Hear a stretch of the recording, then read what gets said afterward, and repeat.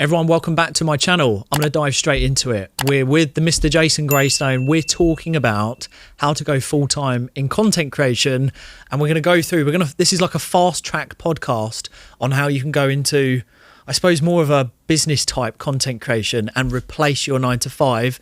Got a list of things we're going to get through. Get a pen and paper handy because it's going to be a juicy one. Mr. Jason Greystone, we're in your studio, but we're running one of my podcasts. So, mate, thanks for letting me use the studio. Sorry, the invoice is in the post. So, look, we're going to dive straight into it. It's something that we talk about. I'm very hot on this subject at the moment because I feel there's pushback of this whole content creation is still for influencers. It's not serious. The online world is a joke. You know, you still got to work physically hard to make money. You can't break out of a 9 to 5 by creating content. And for the record, and my editor will pop this up around our heads, between Jason and I think we got combined well over 1 million followers. We've commercialised very well. Jason's made a huge amount of money. I've made a decent amount of money for what I've been able to do. I'm playing catch up. But this is a legitimate thing that is happening right now. The purpose of this video is to inspire you to realise you can go full-time as a content creator with a business outlook on it, right? And I'll just get your take on it first. I think, it's really normal, first of all, to have worries about that. Like for a lot of people, it is a world that you just haven't had your eyes open to. Yeah. And you said, you mentioned about when we made a load of money.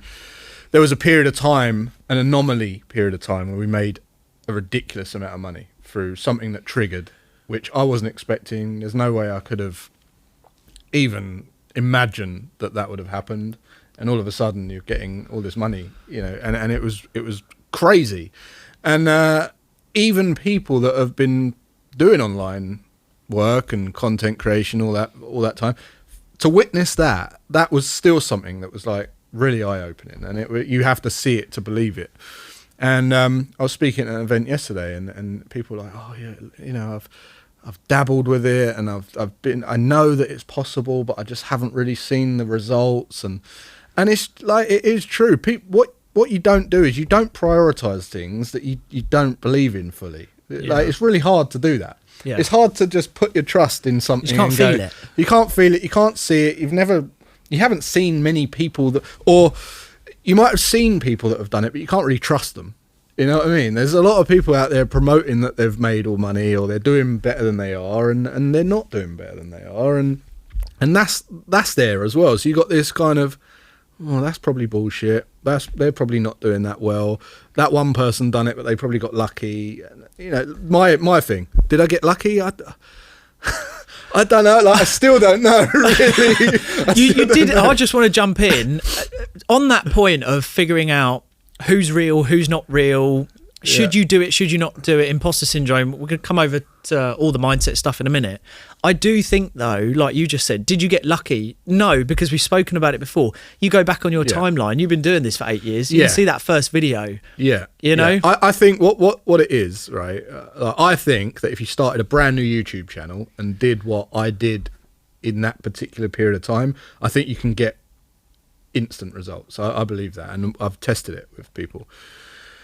The 8 years of doing it isn't so much a consistency thing, so you haven't got to go and spend 8 years to do it, but it's 8 years of lessons of how I could do better. So it's like, optimize this, change this, tweak this, and then all of a sudden it was like, that's what works, And if I hadn't done the 8 years, it's not that I was showing up for 8 years, it's just the lessons I learned in the 8 years before. So it took me 8 years to go from 0 to 50,000 subs, and then we went from to 500,000 within a year, it almost. And when I look at it, I'm in the fortunate position where I'm an analyst by heart. So I look at data and I think, well, that's fucking obvious why that did that, And all of a sudden it just clicked, and I was like, right, this is what you have to do. So there is a way of doing it, and there are certain things that you could do. You've heard Mr. Beast say, he said, if I started another channel next month, I'd get faceless channel, brand new, no one knew me, I could get to 40 million subs within a year, and because he's got all the knowledge, he knows what to do. So there is a way of doing it. Trusting it is another thing, because it's so new. It's very new, and there's a lot of fake, there's a lot of rubbish, pretending. There's always going to be people with pretending that they know, like the people the gold rush. People made the most money in the gold rush. People selling pickaxes and Levi jeans, right? But they're all like promoting, you could be rich if you go and you buy the pickaxes kind of thing. There's a lot of that going on. And how do you cut through the noise in a world that you just don't even understand? Follow people who are living and breathing and actually like really transparent about what they're doing, realistic. I always say if you can find someone who's like almost making it sound unattractive, they're probably telling the truth, you know, because if they're no fluff, there's no fluff, and they're like, this is fucking hard, you know, this is it's going to cost you this and this, and you know, you're not going to do it in 2 weeks, you're going to do it in 6 months to 12 months, and if you can follow people like that, I think you're pretty much onto a winner. But with all that being said, I wish I started earlier. I know. We all do. This world is unbelievable, and I just wish I could shake people and go, just put the money. So I'm an investor, right? I've made my whole living through investing. My whole job, from when I quit my job at like 21, 22, I basically had to feed my family from making good decisions, from betting, basically. I've made my whole life betting. I bet on good things. And I've become pretty good at that throughout my life now, because I've tried my hand at everything. I've built such a diverse portfolio now that I can pretty much bet. And I remember back in the day, I'd say to Sarah, I'm going to do this, and she'd be like, "Oh, you sure?" You know, now she doesn't bat an eyelid. Yeah. It's just like, I'm going to do that, and bang, bang. Yeah, I've proven that over time I'll do all right. So I've made a whole living investing, and there's been some significant investments, from angel investments, property investments abroad, and all that kind of stuff. I've just invested in YouTube, and I'm now heavily investing in YouTube, right? So as from anyone watching this, just to watch an investor say that should speak in volumes. It's like, well, you're actually taking this thing seriously. You're in this studio, you know, there's no short of probably best part of 200 grand sitting in this studio. Yeah. That's no joke. You know, why would I do that? Why would I do that? Because you get an amazing return, and the most lean return. You know, yes, I've built a studio, but it's a camera, you know, at the end of the day. That's all it's a camera and a mic, £1,000, and you've got the ability to do exactly what I'm doing here. It's mad, really, isn't it? Because it's quite simplistic. What I want to say at this point, let us know in the comments, if you could go full-time in content creation, what would you do? And then we'll come back to you on the comments, and we'll try and guide you and support you or forward you somewhere. But let us know in the comments, because what I want to dive into is the importance of being an educator, not a vanity creator. So I feel that there is this huge gap where people don't know how to cross the bridge, and they're like, I want content creation, I'm open to the idea. Yeah. Yes, I want to do it, but I'm creating, but nothing's happening. And I see the problem of, well, you're putting things out that adds no value to anyone's life. So this really does stem from being an informer, right? This, you know, taking your knowledge and experience, because I just saw a quote the other day from Gary Vee, and he was like, I kid you not, in the next 5 years, you can pay someone to walk with you, and that will be a full-time career. Anything and everything will be monetized, or at least you can monetize it. So how does someone start with the camera, with the mic, but know what to do in commercializing themselves? That's what I say, commercialize yourself. First of all, I'd take a good look. I think you're right with the content thing, right? Forget this idea of, oh, I've got to post today because I haven't posted today. If you take that approach, you're basically creating content for the sake of just putting a post on and hitting like a daily thing. Yes, that might be important, but the most important thing is the actual content of that post needs to give an outcome to someone. You know, it's all about outcomes. People just they're only following you because they think that you can help them in some way. That's it. That's the only reason they're going to follow you, right? So instead of just doing content for content's sake and going, oh, I've got to do my daily post on Instagram, don't do that. Like, unless it's going to be really, really good value, I don't post every day. And when I do post, I'm giving so much. Like I'm giving answers. I'm giving like strategies away. Yeah. And I try and think about the person watching every time I produce a bit of content. What to talk about? Write down a list of things that you've achieved. So It might be you're just into music, you're a good guitarist, you went through a divorce, you went through bankruptcy, you survived a recession, in your business. It might be something like you love cars or mountaineering or hiking or tech, or, anything. You might just love conversation. And then what you do is next to that list, ask yourself, would you love to teach it to other people? Would you love to serve other people? So like, I can drive, but I would not want to teach someone else how to drive. I just don't have a patience for that sort of thing. And I'm not that inspired to teach people driving. But if you can get 2 ticks, then you're onto a winner. The next thing is like, does it light you up to actually talk about it? Would you choose to talk about it yourself? If you get 3 ticks, great, right? Now you're onto something. And then it's like, is this monetizable? The answer to that one's yes. Everything's monetizable, as you just said. So don't worry about that at the moment. But now you've got the thing and you've got 3 ticks in a row, just start sharing. Think about your journey and where you are right now. And maybe you 5 years ago or you 10 years ago, there are people who want the knowledge that you've got, and there's going to be different challenges along the way, different lessons along the way, whatever that might be. Start sharing that, and that will provide value to a community to the point where you don't feel like it's work because you're just sharing stuff you would choose to talk about anyway. You love talking about it. If you've had an achievement in your life, chances are you love it because you've done it, you've achieved it, right? So you don't just bash your head against the wall to make achievements. It's normally in line with something that you just wanted to do. I became a guitarist, right? I can't just play the guitar now because I didn't want to learn guitar. Like it's like, I think there's exceptions to that. Like I think Roger, who was the tennis player? Can't remember the tennis player. Oh yeah, I don't know his name. I can't remember what one it was. Was it Roger Federer? Yeah. And he's like, no, I think it was McEnroe. Right. But he hated tennis. He was like, I hate tennis. Yeah. And his parents just made him play his tennis rackets knew that. Yeah, one of them. Anyway, they were just like, I hate tennis. And it was because his parents pushed him into tennis. But your parents aren't pushing you into talking online. You can talk about whatever the hell you want, right? So pick something that you want to do and start sharing and start providing end-to-end answers. So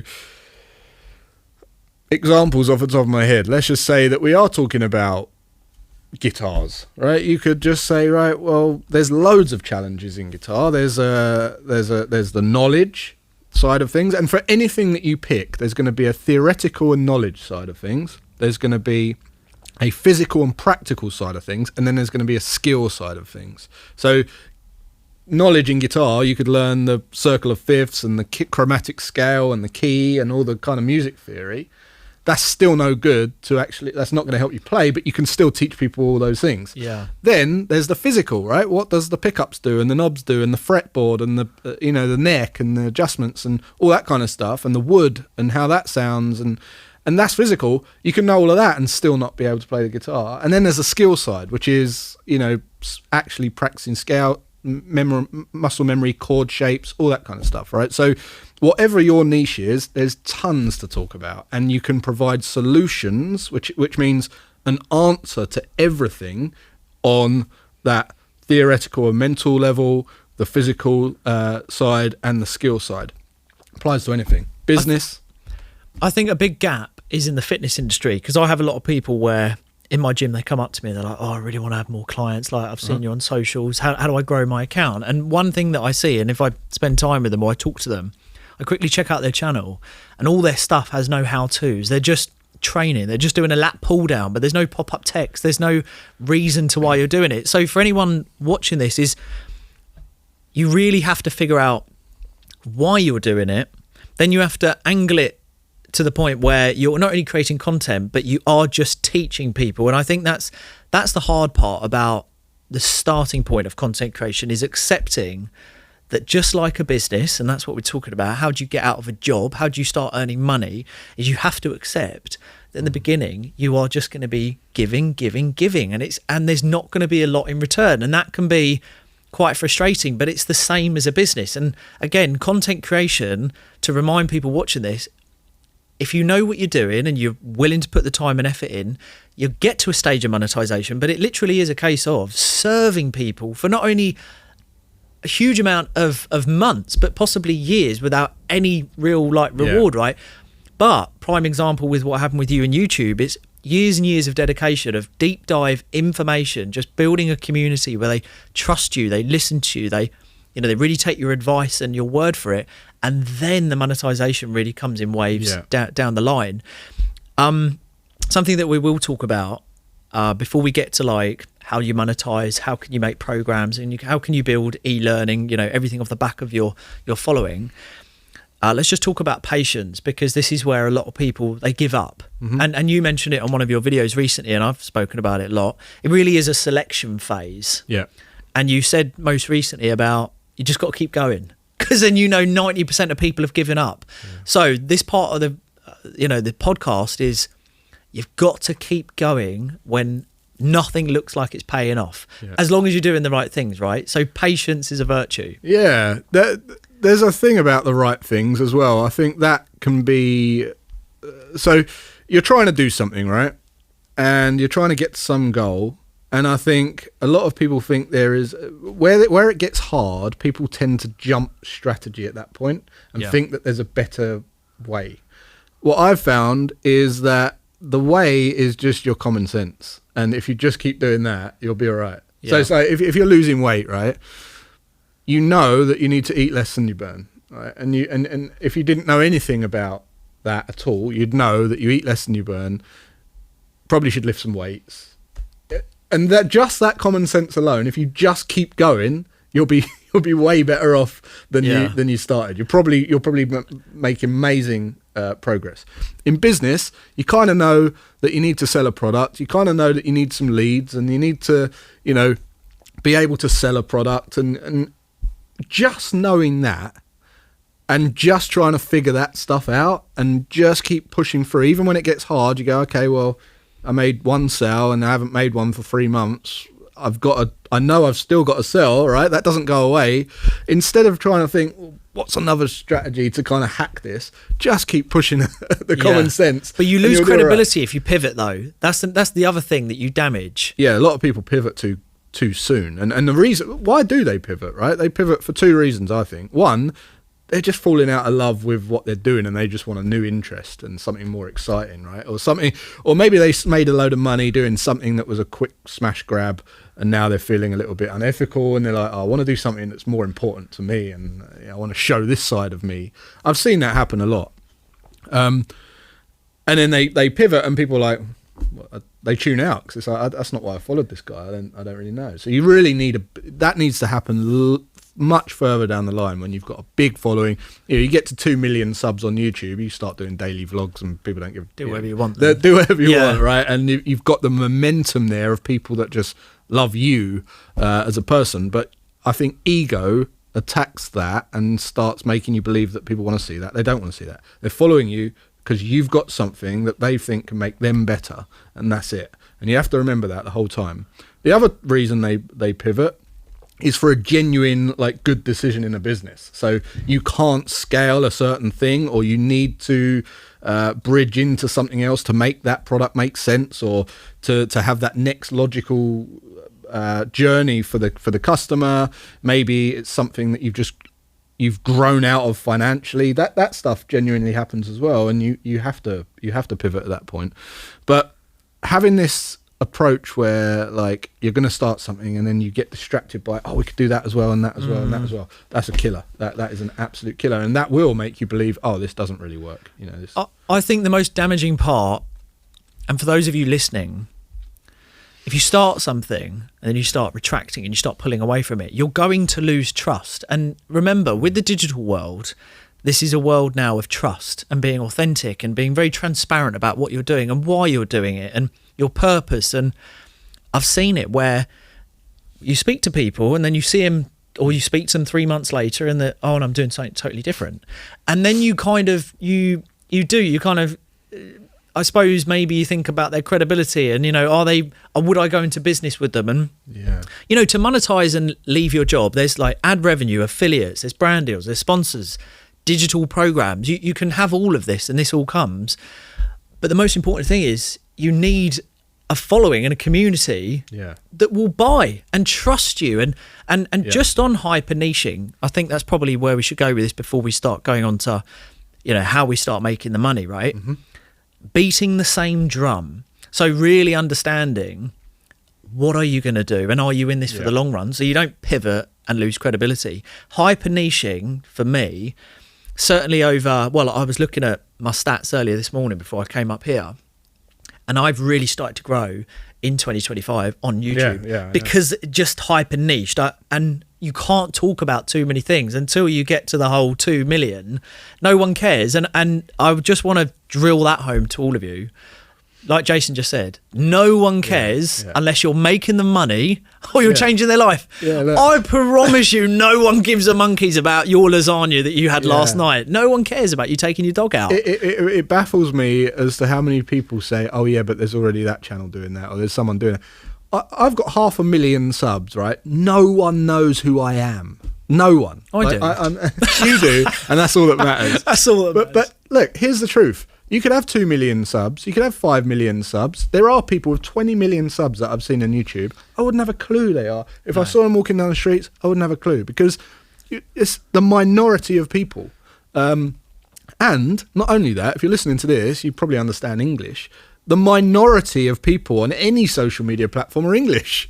Yeah. And that's just the people, and then the people who do speak English, it's not their first language. So you're talking like minuscule of people that speak English on these platforms, right? So you're talking to such a minority in the planet, and this is where it's like uncomprehendable, because it's like, I think 100,000 people is a lot. Yeah, it is a lot of people, but in the grand scheme of things, it's no one. So unless you've got 100 million, I reckon 100 million subscribers, then you might start worrying about, another channel, or at which point you probably won't care anyway. But just don't let any of that stuff get in your way. This is why you have to have purpose. It can't be for fame, because look how many, there's that guy who did that wild camping who's now come off YouTube because he can't live a normal life. I saw that, yeah.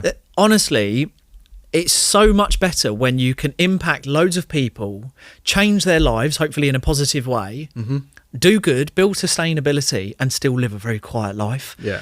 You don't want to be known. And that's the thing. I've been to a lot of these red carpet things and with content creators, and I don't go to them anymore because I've got to be honest with you. I have no idea who they are. They don't know who I am. And they're so full of themselves. Don't be the vanity creator. Commercialise and position yourself well. So let's just quickly rack off in like 60 seconds about ignoring haters. I'm going to have my 2 pence worth. If you are online and you start selling a program or a course, you are going to get called a scammer. You will not escape it. Yeah. I've had people say it to me, and I'm like, you can't argue with stupidity, I think is probably the word. Yeah. But it's something you have to just take on board, because we are in a transition phase. People do find it unnormal. They're like, oh my God, so you're building a business, you only work X amount of hours a day and you're earning more than me doing the physical labour doing the bricks. They can't quite comprehend. They try and find the reason. And that typically falls to, well, you must be scamming. Yeah. Now, just a reminder, there were scammers in banks, car showrooms, cafes, in any industrial industry, right? Now, a scammer, just to put all your mind at rest, is someone who's teaching something about something they know nothing about or have ever done. That's the definition of a scammer. Yeah. Be confident, and if you are authentic and you've done it and you've lived and breathed it, go and sell it, but do it in a good way. And I don't know what your 2 pence worth. Yeah, I think you're right. I think you can spot scammers from fluff. I truly believe that when there's a lot of fluff and there's a lot of kind of showmanship around something, that is a disguise for them actually selling dreams rather than results, for outcomes. And if you can just look for outcomes and look at the people actually doing what you're saying, which I think all humans can do. Like, we've got pretty good bullshit meters, built into us. Now. It does surprise me when people get scammed for large amounts of money, because I think you have to be so stupid to do that, But, I don't know, but it does happen, obviously. But I think you can spot it if you're really honest with yourself. And if you are one of these people, you're obviously not watching this. You know, we're not talking to those people, obviously. But there might be one. But when you start doing this stuff, there will be people who will call you a scammer or call you whatever, and that's just their limiting beliefs to what's possible. You know, it's just them not understanding how the world works, you know, and how fair exchange works and how money is exchanged. You know, they haven't kept themselves up to date. They haven't educated themselves. They haven't immersed themselves in the new world. They've buried their head in the sand. Yeah. And I just always fall on that quote. A man will never reach his destination if he stops to argue with every barking dog. And it just sums it up, because there will always be people that will shine their insecurities, right? Yeah. We are in the digital age.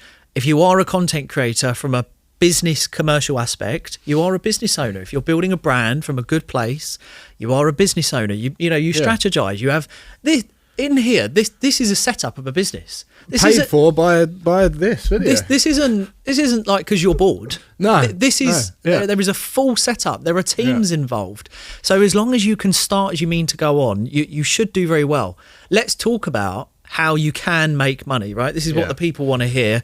I'll give my 2 pence worth. Once upon a time, I wouldn't have thought that I could also make the money that I'm making, and also the money that I would like to see that I hope is going to come into my ecosystem in the next 6 months, right? What I'm attracting and what I'm doing. But social media, and again, positioning yourself correctly and being dedicated and hyper niching, and I mean, the money is insane, and it's so many different outlets. You know, brand deals. I've been offered a brand. I won't say the company now because I haven't confirmed it. But again, I've been offered a great amount of money, literally just to do a 60-second video, which may be going into YouTube. Haven't accepted that yet. But the money that I'll earn off of one brand deal again is the equivalent to, say, a manager's salary for 2 months of work. And it's mind blowing that I can earn a manager's salary of 2 months, and it will take me 20 minutes at home, literally picking up my phone and sending it off to my editor. It's possible. And, you know, what's your take on... And it grows as well. It's like exponential. Just compound effect is mad. Yeah. Because and then knowing when to double down. Like the brand... Knowing when to double down and knowing when to say no. Yes. Oh, yeah, I've learned that. Because that becomes a real... That could become a problem. Yeah, so there's this... I'm a great example of what we're preaching here, because at age 29, I didn't need to work. Right, that's the truth. I was at home, sat in my pants, became an amazing guitarist. He's still in his pants now, by the way. He's only got a shirt on. Same with me. I've got a thong, but... So I didn't need to do anything, right? You sit there and you think, well, I don't need money, but I want to do something. I feel like I'm not pulling my weight, basically. That's how I felt. Everyone was at work. My wife was like trying to get out of the house to avoid me because it's too much. It's too much. And that, again, that's a fantasy that people have. I want to just spend every minute with my family. It's not going to happen. You know, it's just not reality. So that happens. New challenges come. I'm sitting there getting a bit fat because I'm eating too much in the fridge and all this. And I'm like, well, what can I do? I start sharing content. A few years later. Some of the stuff that I know, expecting nothing in return, giving solutions, giving value, giving thoughts, and then you start to attract people that are going, well, I want more. You know, how can we learn this stuff in a structured way? And it's like, well, how much would you pay for that? You know, and then it's like, well, I'd pay this much. It's worth that much to me. It would change my life by this much. So therefore I earn this much. So it's relative to how much it would change my life. I'd pay 1,000, 2,000, 3,000. And then you get enough of that demand, and then you can start to build something and go, I've actually got a product here. And then you can go and reach out to people and go, would you sponsor this product? You know, this fits your criteria. And then you just think hard about, well, how can I make this work? You know, funnily enough, all of my content is about wealth building and financial freedom. So funnily enough, I like more money. So when someone calls me a scammer or whatever, and they're like, well, why do you sell courses? To make more money. What do you think? Like, it goes into the pot that then gets distributed into everything I've just taught you about wealth building. And just an add-on to that, to the whole, well, if you've got money, why would you do that? Well, everyone starts at different stages anyway, so there's nothing wrong at what stage you're at. But the other thing is as well, you're constantly evolving. You're learning all the time. Why would you want to hold on to that information? Because what you do, like I do, you take information, you go and apply it, you prove the concept, you package it up, and then you go and make more money. Why would you not? Yeah, yeah. And it's purpose, and it gives you something to do, and you're also impacting other people's lives. And again, you're not targeting the people that are going to sit there pointing the finger. Your content, like mine and other people, it goes out to people who want that type of content, because you're the fast track. You've done the guinea pig work. Yeah. This is what's mad, is that there are people who just want to point the finger, but, you know, evolving, learning, content creation, also, let's face it, it's fun. Yeah. Like, I really enjoy it. Like, I have to say, over the last 6 months, I love my TikTok. I've grown my TikTok to 500,000. My Instagram's growing rapidly, but I freaking love YouTube. Right. Because there's so much to it. And I have to say, I never really dived into all the analytics of it and then working around strategies. I just had an audit done by Jade Beeson. That was wicked. So many things I weren't doing that I didn't know, and like tweaks, and until you really start getting into it, you realise it's a business. Yeah, this is real. This is tangible. It's like a puzzle. this is. It's like a puzzle. It's a wicked puzzle to get your teeth sunk into. I'll say my take on how can you bring yourself to monetization, engagement. Brands, sponsors, ads. You know, YouTube works on ads. TikTok is now working on ads. Live stream, which we're on right now. We're on a live stream on TikTok right now. There are scouts and marketing managers all the time on live stream. And do you know what they're looking for? They're looking for the educator like you and me, you know, sit there with a whiteboard, because they want to look at a content creator that's going, they're engaging, they're educating, and they're getting comments and they're answering them. If we gave them our product or service, they're likely to get conversions. Yeah, they give them a confidence to spend their ad budget, their clients' ad budget on your videos. Honestly, if you go into social media and you dedicate and you commercialise yourself, you can get paid per brand deal from, I mean, my first brand deal was £75. I'm now paid up to £5,000 for a 60-second video. It's mind-blowing to say, because of my audience and how engaged they are, and because I can create conversions for and £5,000, you know, is a push for me now, but it will grow. That's the thing, I'm growing. Yeah.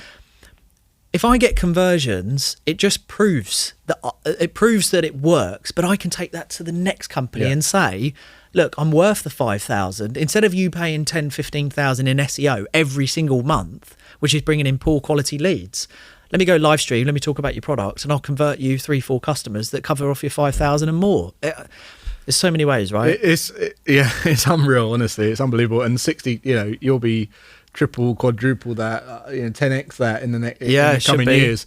But and I just want to say one more thing on haters, because I think it's important. I don't always discard hater comments, or I don't recommend people do. I do, because there's not a lot people can say that I care about. But if something hurts, right? If you get a comment that hurts, then it's true. And instead, like, if you're just surrounded, this is why I don't get this whole, like, surround yourself with positive people all the time. Because if you do that, you become complacent, because you start to believe that you're actually someone you're not. And you've got some gremlins still, some things you're not happy with, right? And what the haters' comments will do is they'll pull you back down, if they hurt. So it's a bit like, you go out there and you're pretending you're someone you're not, and they say, oh, that's not right.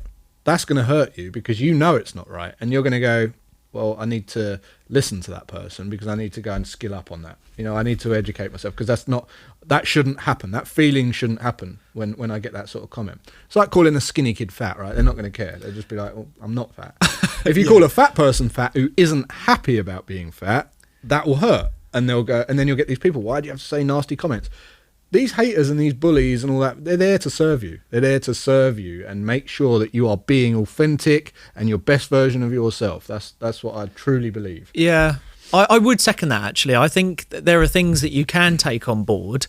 You know a plum when you see one, right? You know when to discard. Comments like scammers and all that, right? Yeah. But also, like, you'll get people with limited beliefs say, oh, Friday night and you're on a live. And they try and talk themselves into the fact that, oh, it's not worth it if it takes up all that time. What they don't see is you're spending like 10 minutes a day doing this stuff. And at they're home. on a roof.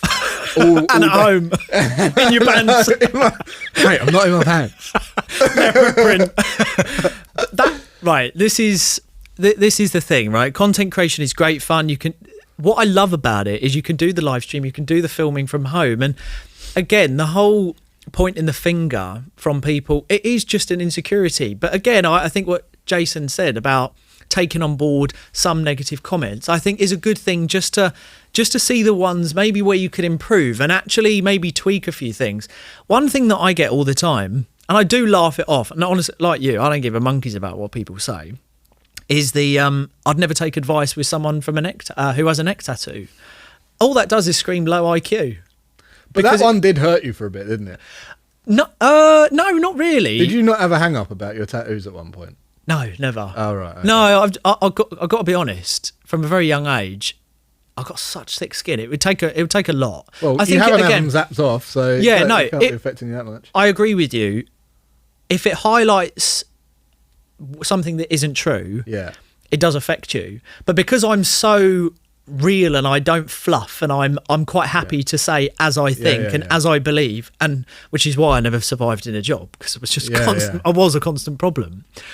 I just don't care. No. And I realised that at a young age. Let's talk about that quickly before we get onto some like ad revenue, how you can replace, maybe some top tips on how to replace your job and stuff. Yeah. Honestly, some of the best advice I can give you going full-time into content creation, just don't care.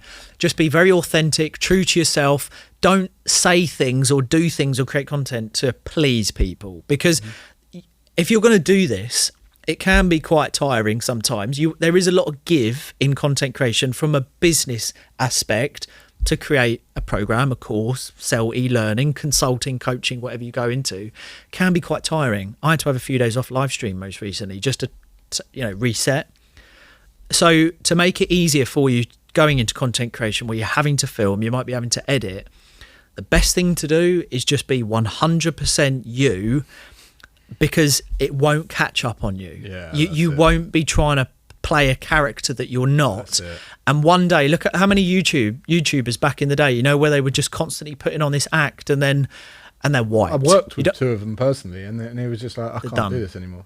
Yeah. So being really authentic. Some top tips then on how you would go about starting what you know now on whatever platform. What platform would you start? What do you think has the longevity? Just general top tips on how to get out of a job. Personally, I would start with YouTube. The biggest benefit to YouTube is you can do a YouTube video that is an end-to-end solution for someone, provides maximum value. It might be a bit of a longer video, 10 minutes, 15 minutes, an hour, but the worst case, you can chop that up and put it on all the other platforms. So for me, that's the most efficient way. Like you look at me in this studio and you might think I'm a big content creator. I hardly do anything like ever. I'd spend as minimal time as I can doing this stuff. I love it, but I don't want to be doing it all day. So YouTube I would focus on.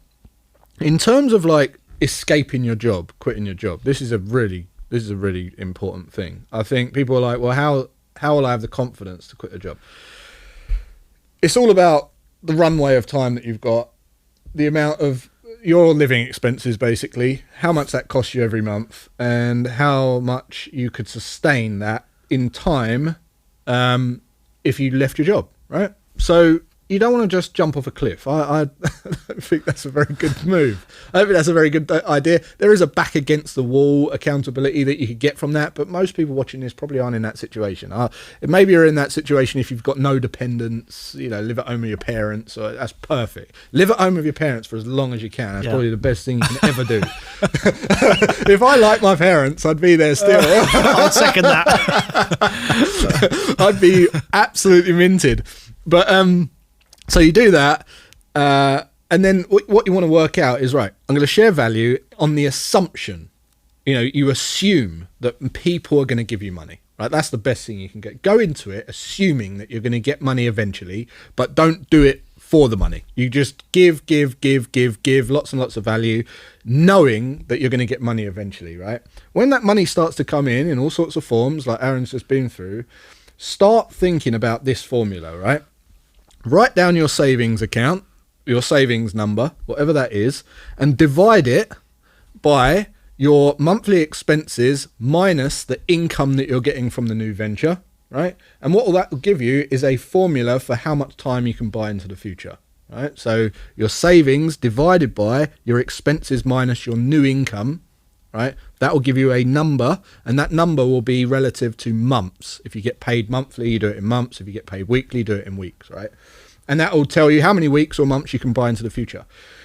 You do have to, there's a warning though, because if you go into business and you go, I've just quickly got this big deal and I've got $4,000 this month, that doesn't necessarily mean that that's what you're earning every month, right? So what I would consider doing, like in trading, that's really bad, because if people are like, I've made $4,000, that means I'm going to make $4,000 every month. It doesn't. No. It doesn't. Baller mentality all of a sudden. You'll probably lose $4,000 the next month, and then it's a bit more of a headache. But what I would do is consider taking the last 6 months and using a weighted average on those numbers. So what a weighted average is, just really quickly, is you put more emphasis on the closer months and less emphasis on the further months, and you use a weighted average in that formula. And if you can do that, then you can work out, right, okay, I need, my living costs are $4,000 a month or $2,500 a month. I'm getting about 1,900 weighted average. Well, I'm nearly there, and here's the thing. If you can get it to 1 to 6 months is a bit crazy, right? 6 to 12 months, that's all right. But I still even think maybe the 6 to 8 to 10 is a little bit aggressive. Over 12 months, you're good to go. You're really good to go. So that's what I would say, and it'll give you a nice, calm approach to having a transition. Yeah, I would say the transition's really important, and the planning, like you've just said. So I'll do a different take. So I would agree. Going back now, I probably would have gone all in on YouTube to begin with, but I'll do the TikTok side of it because I've been served very well on TikTok. If you're going to go all in on TikTok to replace your job, for example, I would go high volume of content every single day and get to the point where you can live stream immediately. Learn how to sell online, but subconsciously, because you don't openly sell now. I think the ones that don't perform, whether they're selling clothing, products, coaching, the ones that openly hard sell, you can see, I've seen them on TikTok live, they don't do very well.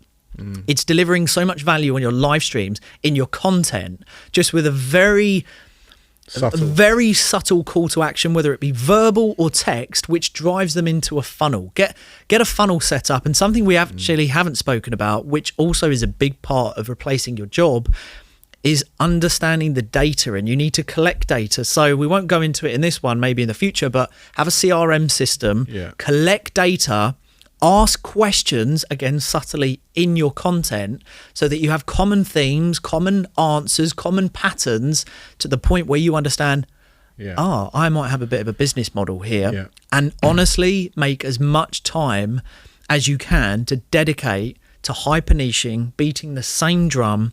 This is basics, like this is fundamental. I'm not saying anything that's scientific here.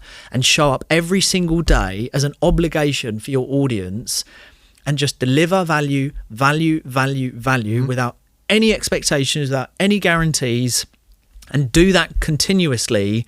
But be mindful that there might always be a brand, a sponsor, or your new customer watching who will go, I've had so much from you. I've got so much free stuff in your lead magnet. I'm ready to buy. And I would say, without going into the money side, which you've just covered off, try and build up an emergency fund of at least 6 months that will cover you and float you through leaving your job. Have the back against the wall mentality. That's what I had. Come out fighting and go all in, because the new world is content creation. And then from TikTok, build up a big audience. And then the great thing about TikTok, they are very responsive. You can move them onto your next platform like YouTube to go and deliver longer form content. And the world's your oyster. I mean, 5K, 10K a month, 100K a month. We've lived and breathed it. You're on the bigger numbers than me, but it's possible. I think the CRM is quite important, actually, because if you are able to sell anything to anyone, it's to a name and an email address, right? And when I was working with those two YouTube guys, they were brothers, and they got a ban on this game online, Fortnite. One of them got banned from Fortnite by Epic Games. 5 million subscribers, rug pulled from under his feet. All his content was on that. And I said, you don't know who any of your subscribers are. You've got not one name, no email, right? So it's important to get that set up early on. And the other thing with that is the income that you can bring in isn't as far out of reach, because there's something called inverse follower revenue, right? So you could have 10 followers and sell a very expensive thing, right? You could sell a coach and sponsors to your thing. Let's just say it's a a software company, or they've got basically, you've got 100 followers, they've got 100 people that they could potentially advertise their software to, which is really good for them. They don't need millions. They're just like, quality leads. Quality. 100 people are listening to what this person's saying. They'll pay you more than potentially what they will if you've got 100,000 followers. So how many sponsors and brand deals do you need a month to replace your job? Not Even many. if you're paid £500 for a sponsored YouTube or a brand deal on TikTok, which is £500 is minimum now. It's small amounts of money. You do four a month. Yeah. So you just make sure you're doing your live streams, you're doing your content, you're adding loads of value. Also outreach, like be proactive. That's the other thing. Don't start content creation and hope all of this comes to you. Yeah. Knock on all the doors, make a list of the people that you want to work with, be proactive and go out and get what you deserve, because that's the other thing. If you get off your chair and you go and take what you want, things happen much quicker rather than going, why is no one knocking at the door? Yeah, yeah. It's like anything in life. Yeah. And if you do have an opportunity, or you like, think outside the box a bit, just write down a list of people who you could feature on their podcast maybe, right? And you might think, oh, no one's really gonna, no one will listen to that, or I couldn't afford to go over there and go on that podcast, or whatever, if you've got to travel. Just think about someone, think about what you're going to talk about on that podcast, and then think about associated businesses. Come up with a list of 50 businesses that are in that area that you could potentially reach out to and say, do you fancy paying for my trip to this? And I'm going to talk about, I use you as my bank, or I use you as my credit card, or whatever it is, right? Or your travel agency. I'm going here, I'm talking about travel, I've always used you, so I know your product and I know your business, I trust you, do you want to pay and cover my costs to go to flipping Las Vegas to go on this podcast? And you're getting that for free now, right? So yes, you might not have been paid money in the bank, you might be, but you've been paid to go on a podcast. Now you're getting their audience and exposure, and maybe the first stage is just to think about doing that, leveraging other people's audiences until the point you do have a bit more leverage. But don't discount the fact that you could charge more for a few people, right? One-on-one, coaching calls, all this kind of stuff. You can charge a lot of money for that. And then as you get a massive following, you can reduce the price in your products and services down to courses and memberships and stuff, until the point where you've just got like that's the dream. The dream for me is low ticket, low level, low pricing, high volume, and that's what you work towards, because what you get with that is recurring revenue, and you get massive lifetime influx. customer value.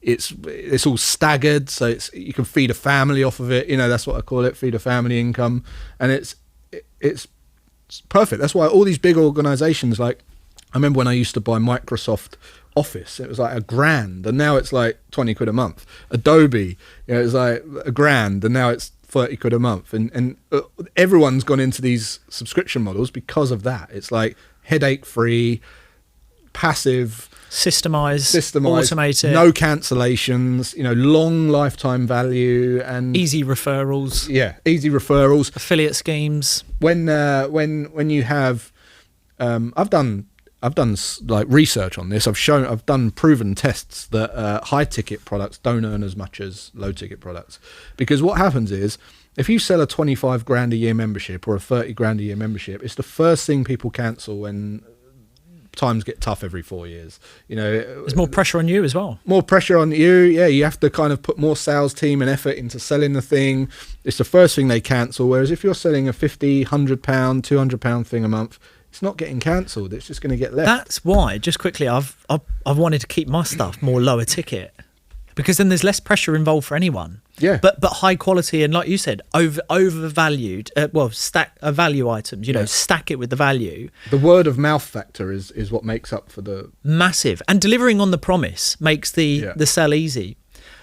Something, viewers into customers, remember that. Like, viewers can be turned into customers, but it is a system, and it's just processes. And again, thinking of this like a business, I think I really want to drill that towards the end, is just see all of this as a business. Outsource, build a team. That's the other thing. You don't have to think, oh my God, I need a full-time editor. Freelance. This can all be low cost. But you've got to reinvest into the business again. Don't, when you were talking about trading, I made $4,000, and they go, they go down the old local, wherever it is, they go spend all the money, and they're like, I've got no money now. reinvest, see this as a business, commit to doing it for 5 years. I mean, what was your, just quickly before we sort of bring this to a halt, what did you work out that you've earned? You know, you spent 8 years on YouTube, you made $12.5 million. What's that basically giving you a salary of, if you choose to just live off now? Well, yeah, I mean, it's ridiculous, isn't it? I mean, even if it was just like, most people earn about $1 million to $1.5 million in their whole lifetime. Yeah. Right? On an average salary. In their whole lifetime of working, it's $1 million.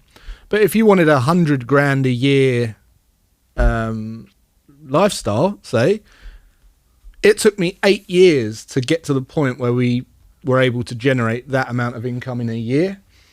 At 12 million, well, that's 120 grand a year for years and years and years. 100 grand a year for years and years and years and years and years, right? So, is that worth it to you? You know, would you spend 5 years doing it? Would you? You're getting lessons that took me 8 years to learn. You could just go and apply all that now and bypass 8 years. I think 2 year, 2 year apprenticeship. Like, give yourself a 2 year apprenticeship to learning, constantly adapting, growing, evolving, tweaking, making sure that you're getting better and better all the time.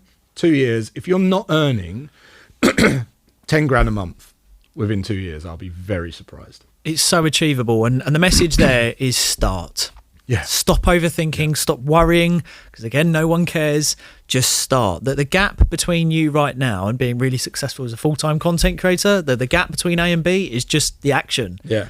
And I figured out perfection never comes. No. You just get better. Yep, that's it. That's what I said earlier about this whole path. It's like there's no other strategy. It's just, you just got to keep doing the thing. You just got to keep doing it, and you'll get there. Mate, amazing. We've covered off a hell of a lot, and this is one of these subjects where we could just keep going and going, because not only are we very passionate about this, we're living and breathing it, and we're still growing and we're still learning. So this is all this is information to us that we're not just talking about it again because we're bored. We're living and breathing this. We love it. You know, we've been talking about it off air and we do it every single day. There's Jason, AI now. AI. I mean, that's a whole nother thing. Is, you know, if you're in a job and you're not adopting, just quickly, before, literally in the last 60 seconds, I get this all the time, and I feel frustrated because I'm banging my head against the wall. Yeah, but Aaron, I want to start content creation, but I'm in the trades. All the time, I get this every week, maybe 4 or 5 times every week. Aaron, I'm a plumber, I'm a carpenter, I'm a builder. I would love to get off the tools. I really want to go into content creation, but what have I got to offer? People feel hopeless. Just use the pool guy, the bald builders, the cheeky carpenter, you know, all these different types of people. Show the plasterer who does spins the trout or whatever you call it, you know, and like making it fashionable, making it cool, because clients are like, oh yeah, they're like wicked. Not only the work great, but they got a huge following, and like spice it up, document, and then also teach people what you didn't learn in the college or being an apprentice.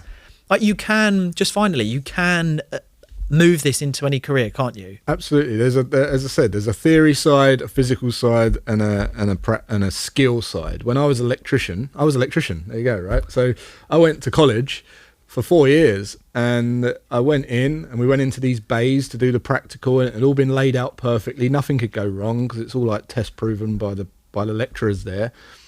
So you don't really learn the real nuances. And when you go out on site and you step on a sprinkler and it pins your little skinny ass against the wall and you flood 2 floors of a basement and you hit the neutral and get a 415 volt shock, you know, that's where you're learning the real nuances. And people don't show you that sort of stuff.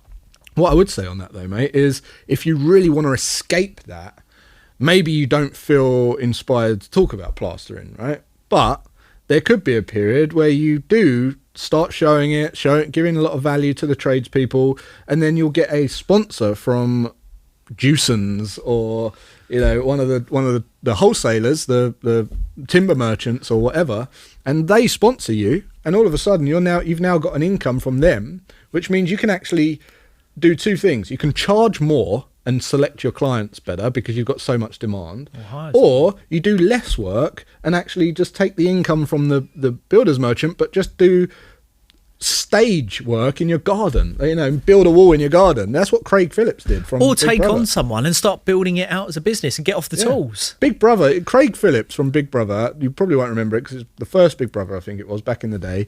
He was a builder. He come out of there, still had to build. He got a couple of magazine deals or whatever.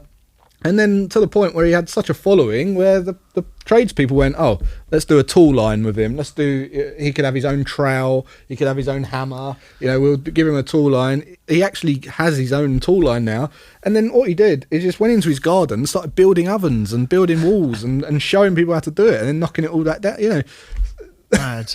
There's a guy in like the Amazon rainforest who builds like these under like bunkers and like pool little wells. He doesn't even know that he doesn't even watching it. But he's got like 3.4 million. I mean, what he earns off of YouTube, just literally going at different plots and building stuff. And like the guy who chisels, he actually commented, he's called Donny something. He commented on my TikTok. I had Elon Musk, by the way, his channel, comment on one of my videos a long time ago, just as a shout out. But this Donny guy, he makes and chisels like old, like caveman weapons that people request, and he just sits there. He's got like 4 million on TikTok. He's got like 2.5 million, and all he does is just sit there. But the ad revenue, as you know, alone, and probably all the sponsors that are throwing money at him to say, just throw our carving or our fire starter, or use our fire starter in your or Bear Grylls. What's the old Gerber thingy? Whatever he's got. Yeah. There's so much money out there to be made. I saw a Facebook page. A Facebook group that was fruit sticker collectors. The stickers on fruit. So if you saying that things aren't monetizable, go and check that group out. Look at the guy who watches trains in Sussex, and he puts the camera there, and he looks like Sid from Ice Age. And then he was on stage as like Marshmallow or someone. Like he just laughs at trains going by, and he's become an absolute sensation. Yeah. But he's true to who he is, right? He genuinely loves trains. He followed a passion. No doubt. Honestly, check out Gary V's stuff about what he predicts. That man's been pretty much spot on about most things, which is weird. Yeah, he is pretty good. We are living and breathing it. We're rooting for you. Let us know in the comments what you would like to be. You know, I'll answer to all the comments, and maybe there's some direction. Thanks so much for being here, Jason. Mate, loved it. Thanks. Can I put some pants on there? You could. Well, wait for me. We can't get up because we have no pants on. But everyone, until next time, thanks so much for watching. We'll see you all soon.